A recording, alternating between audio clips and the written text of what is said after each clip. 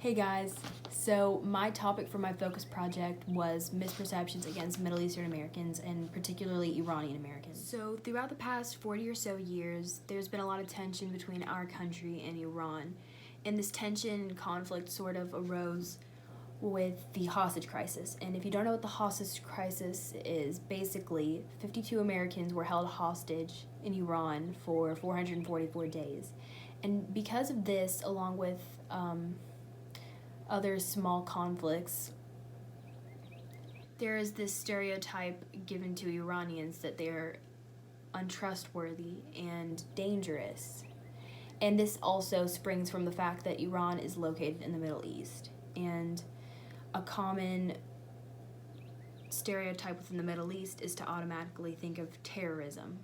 Now, you might think, why does this matter? I don't even know anyone who's Iranian. I've never even heard of Iran. And if you haven't, that's okay.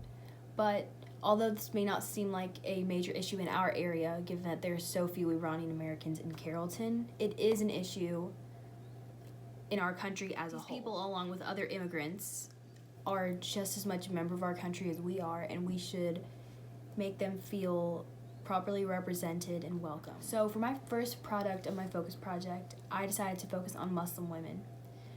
Let's lay out a hypothetical scenario and say that you are staying in a hotel and you press the button to get on the elevator.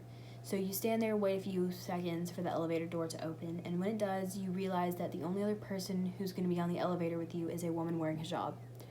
Think about it. Take a few moments to think about what your first reaction would be. You might see her and you might feel a little bit scared or curious, and you might not think anything of it at all.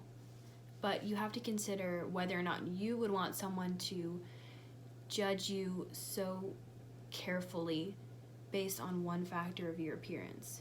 And this issue doesn't only pertain to women who wear hijab. There are plenty of other reasons why we may or may not judge someone based on their appearance. Recently, I watched a TED Talk given by a woman named Yasmin Abdel Majid, in which she raised awareness for something called unconscious bias. And essentially, we're all guilty of unconscious bias. We all have premeditated assumptions based on what we know and what we see in our normal daily lives.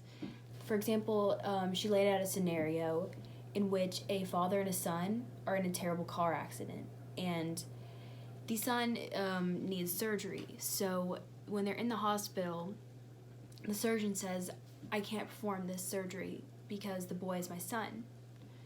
So personally, when I was watching it, I automatically assumed that the dad was the surgeon. But it ended up working out that the mom was the surgeon. And that is an example of unconscious bias. When we think surgeon, we think man. But in reality, anyone with the dedication and motivation can become a surgeon. So here's my project. Basically, what I did was I painted/drew a woman wearing hijab looking at herself in the mirror. So this is what the world sees, but this is how she views herself.